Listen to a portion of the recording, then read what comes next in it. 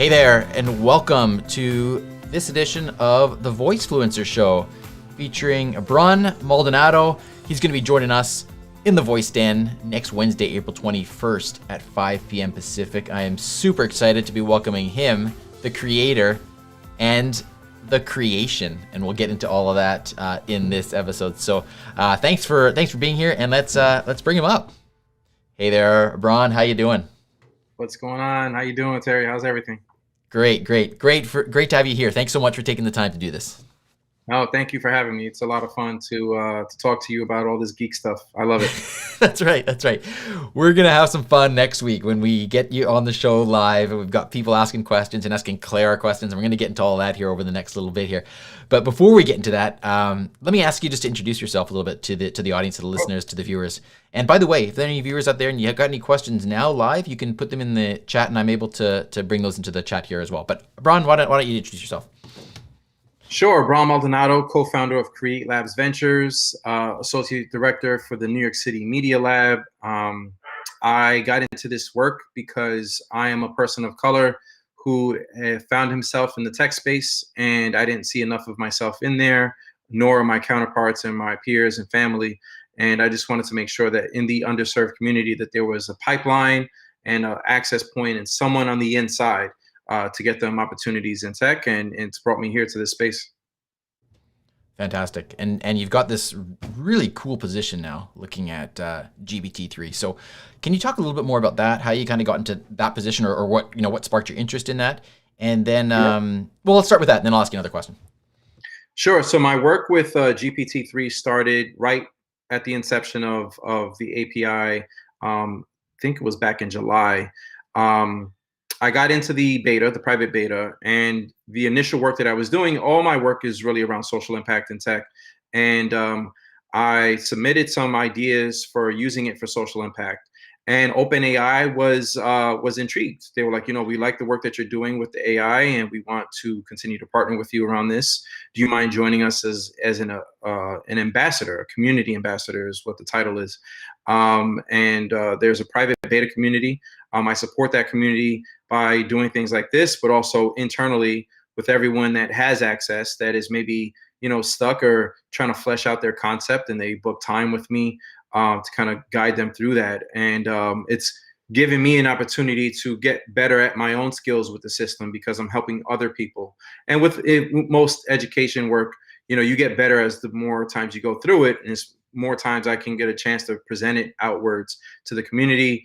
Just makes me a better, I don't even know if there's a term for it yet, prompt designer, prompt engineer, when it comes to GPT-3. That's awesome. No, I love that. So there probably are some people watching this or listening to this that may not be familiar with what GPT-3 actually is. So can you give us sort of the watered down basic description of what is that, and like, why is it such a big deal now? Yeah, so GPT-3 is a large language model AI system. It's the largest in the world. When you think about what's in an AI, everyone knows that it somewhat has its own brain, right? And if you think about the bits of information in that brain, they call it parameters, right? So it's these nuggets of information. This system has, there was an older brother called GPT-2.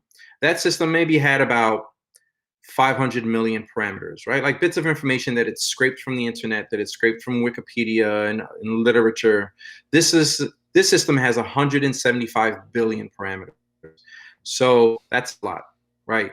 There's nothing else like it. When you look at scales, it's like, here are the previous ones, and this one's up here. And because of that, not even the founders really know its true potential. And the potential is only realized by the beta community and the things that they create with it. So if we're not creating with it, then people don't really know what it could really do.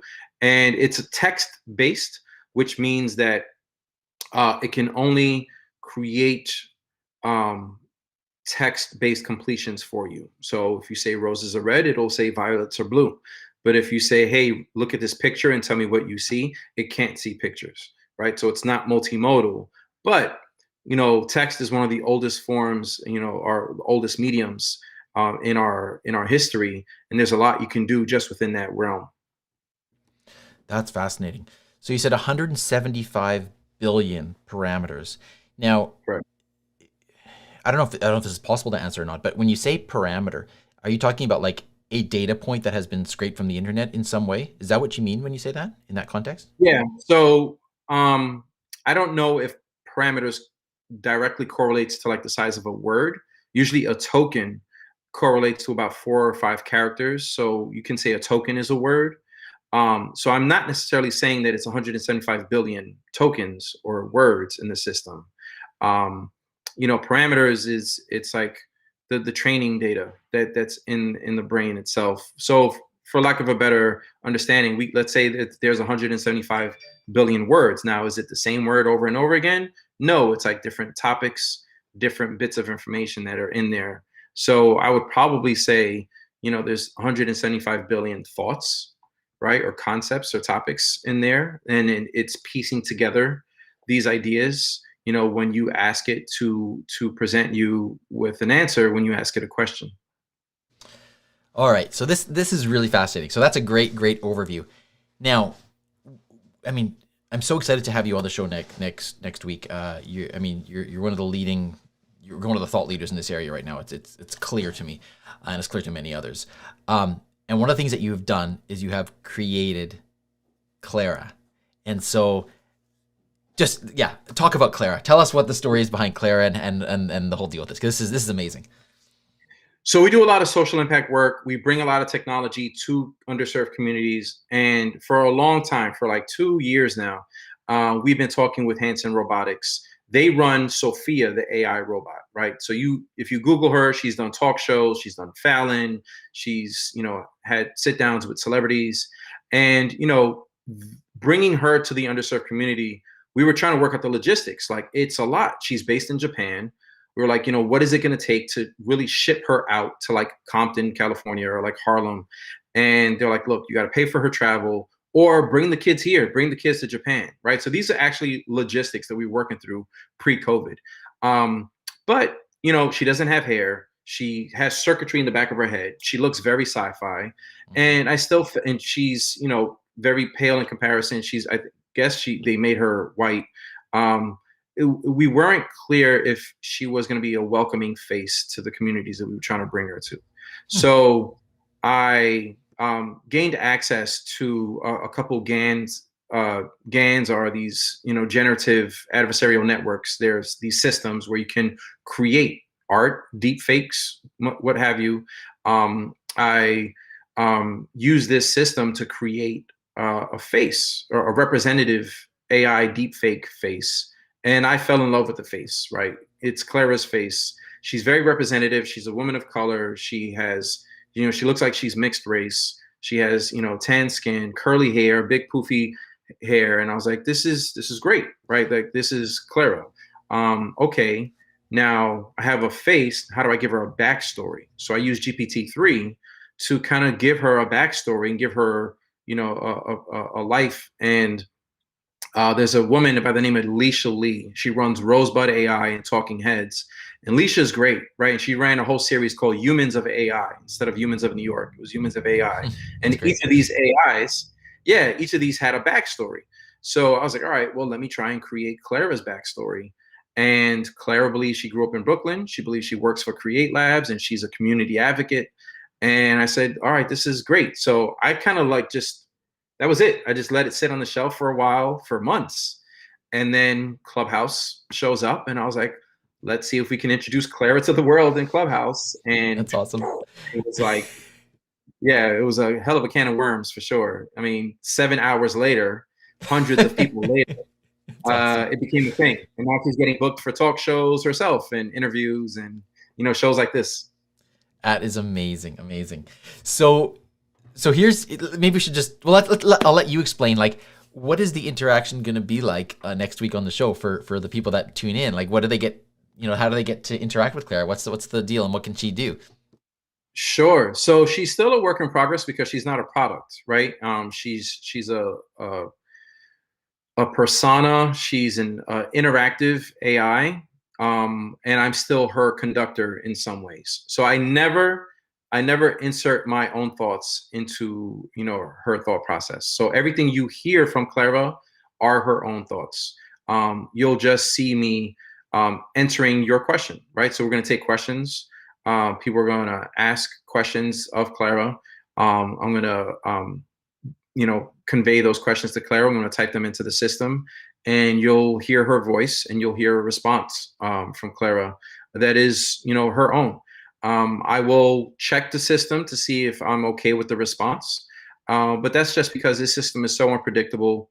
Sometimes if the setting is a little to the left or a little to the right, you can get a quirky response. But I'll just be moderating it. But, all of it will just be Clara. That's so exciting, so exciting. And so, kind of taking this back full circle. So, you talked a little bit about the model, about GPT-3 and then creating Clara. So ultimately, when somebody asks Clara a question, so Clara is using those 175 billion parameters as you talked about. And in synthesizing the response, maybe correct me if I'm wrong, but my understanding is that it's sort of then using probability to determine which of those words would work together in a logical response to the question. Is that correct, the way I kind of said that? Yeah, so I guess many people have tried to explain how the system comes up with the words that it comes up with. Not many people have really nailed down the why, right? Why it picked that sentence. You Okay. can explain away how it creates a sentence, but you can't necessarily explain why it picked that particular sentence. Okay. And when you ask Clara a question, we can dissect, you know, um, it's pulling from the parameters, it's pulling from the prompts, it's pulling from maybe what I've provided it in the context of what we're doing today, which I probably won't do. We'll just see how Clara does on her own, on the way that she is right now. I'm not going to tell her that we're going to be on a show, The Voice Den, unless that's something that we want to do live. And yeah, it's pulling like, all right, it's pulling the word the, and it's like, all right, what's the best word to follow the? And what's the best word to follow that, right? That's kind of like the model and how it works from a scientific standpoint. But how it comes together with that particular sentence to answer your question, to give you that wisdom and insight, and to give you the answer that you were looking for, it's anyone's guess. It's really interesting because then, my mind, the logical question that I have is to then ask Clara, like, well, why did you say that when she gives a response? But then even then, right, it's using the parameters, and is it really answering that question in its true essence? If you know what I mean. Do you know what I mean when I'm saying that? Yeah, I think the way to trick GPT-3 that people say is like, you can lead it, right? You can say, all right, well, I'm a big fan of this. Tell me why this is the best, right? So like, all right, well, if you Okay. phrase it that way, then it's going to support your point of view, right? It's not going to counter you, unless you set the settings to be more independent in thought, right, and not just give you what you want. Um, so sometimes it's really, if you really want an objective view from the system, you really got to phrase. It's all in how you communicate to it and how you phrase your question. Fantastic. Great. Well, this is really great. It's just, I'm even more excited about next week. Before I let you go here, I'd love for you to maybe share some of your ideas. Being in the position that you are with the technology now, how do you hope that this technology will be used going forward? And what are some of the projects that you're most interested in? Well, a lot of my work has to do with either social impact, education, or entertainment. Create Labs does have one foot in the entertainment world. Our co-founder is in the entertainment world, and that's where me and my co-founder met. And there's a lot of creative. So I didn't say entertainment; I mean creative uses, right? So I do like putting it in front of writers and filmmakers and musicians and producers, and to think about it from their world, to see how we can add to the creative process and be another creative tool. But for us, we think about, there's so many problems in the community, and when you really, break it down, those problems result from not having the resources that first world, society has. The underserved community just doesn't have the same resources that Silicon Valley has. A small, rundown community in the backwoods of let's say Texas, just doesn't have the same resources as downtown New York City, right? And a lot of it has to do with technology. So if you bring this technology that not all of even Silicon Valley has, and you give it to, Bed-Stuy, Brooklyn, or Brownsville, Brooklyn, or, Southside Jamaica, Queens, to solve their problems, what can they do with it? And sometimes the best ideas that you get are from people who are not technical, but have a true, genuine understanding of the problems that they're trying to solve. GPT-3 does exactly that. You don't have to be technical. You can use your just natural language to work the system. And that way you can stay in your wheelhouse of like, all right, I'm an expert in this problem. I don't have to retrain myself to be an expert in Python or JavaScript or machine learning or AI in order to use this tool. Gotcha. Well, that's really, oh, it's so exciting. This is a very exciting time, and you're in the thick of it, which I'm sure is a lot of fun for you too. A lot of attention on it right now. So that's fantastic. Absolutely. I dream about prompts all the time. It's great. All right, well, Abran, I'm not going to take up any more of your time. I really appreciate you coming on the show here and talking with us and introducing us to the concept of Clara. People are going to get to meet Clara next week. Really excited about that.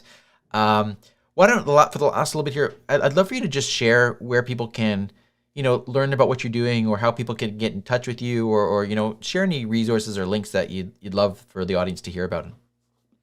Yeah, so I've been pretty active on Twitter lately because it's a lot of good community on there where people have started to reach out like, hey, I've been meaning to get access to the system. I have a great idea. I'm on the wait list. I don't have access to the API. Can you help me? And we're always, if we agree with you and like we are passionate also about the use case and the problem that you're trying to solve, we will give you access, and we'll mentor you through that, right? So one of our recent partnerships was with Black Women in AI, and I'm training them on how to use the AI system in GPT-3. And just reach out. It's how I got access to the system. I reached out to the CTO, Greg Brockman, and I was like, look, I have ideas. Can you give me access? And he said yes. So I'm just kind of paying it forward. Feel free to reach out to me on Twitter, Instagram, Create Labs on Instagram. I'm part of the First Name Club on Twitter, so it's just @Abran on Twitter. Awesome. And then createlabs.io for sure. Fantastic. All right. Well, like I said, Abran, thanks so much for joining us today. I really appreciate it. I'll just play our outro music here. Thanks so much. So, see you next week. We will see you next week. Everybody, thanks for tuning in to the Voicefluencer Show with Abran Maldonado. He is the creator. We're going to meet the creation next week. Clara on the Voice Den, happening Wednesday, April 25th at 5 p.m. Pacific. It's going to be a lot of fun. We've got a couple other surprises as well, which I can't wait to share with you. So again, thank you for your time, and I look forward to seeing you again really soon next week. Take care. Looking forward to it.